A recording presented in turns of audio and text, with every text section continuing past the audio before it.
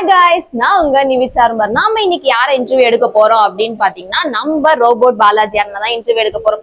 இத்தனை நாள் நம்ம விழுப்புரத்துல ரோபோட்டிக்ஸா அப்படின்னு சொல்லிட்டு நம்மள வந்து பிரமிக்க வச்ச நம்ம பாலாஜி அண்ணனை தான் நம்ம இன்னைக்கு இன்டர்வியூ எடுக்க போறோம். வாங்க வீடியோக்குள்ள. வணக்கம் அண்ணா. வணக்கம். உங்களோட ரோபோட்டிக்ஸ் கிளாஸோட பேர் முதலுங்கண்ணா. நம்ம வில்லேஜ் டெக்னாலஜி ஸ்கூல்ல வந்து பாத்தீங்கன்னா ஸ்கூல் டு ஸ்கூல் தான் பண்ணிட்டு இருக்கோம். பிசினஸ் ஜோ தான் பண்றோம். அது வந்து நம்ம கிட்ட இப்ப 7000 பேர் படிக்கிறாங்க. 7000 பேர் ஆன் போர்ட்ல இருக்காங்க. ஓகே. இப்போ தமிழ்நாடு ஃபுல்லா நம்ம வந்து இப்ப ட்ரெயின் பண்ணி இப்ப எத்தனை பசங்க வந்து ஆக்டிவா இருக்காங்க? ஆக்டிவா இருக்குது பாத்தீங்கன்னா ஒரு 2000 பேர் வந்து 2000 பேர் இருக்காங்க.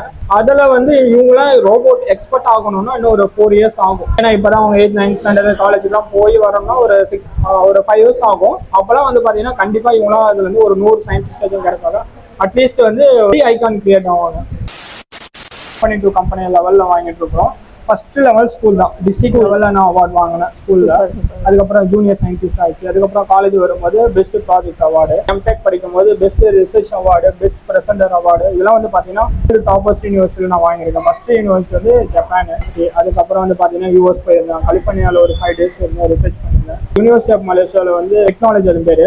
இங்கே வந்து பாத்தீங்கன்னா நான் அக்ரிகல்ச்சருக்கு ரிசர்ச்காக ஒரு 25,000 வந்து ரிவார்ட் கொடுத்தாங்க. ப்ளஸ் லைவ் டெலிகாஸ்ட் பண்ணாங்க மலேசியாவில். நான் சொன்னது 10 years பேக்.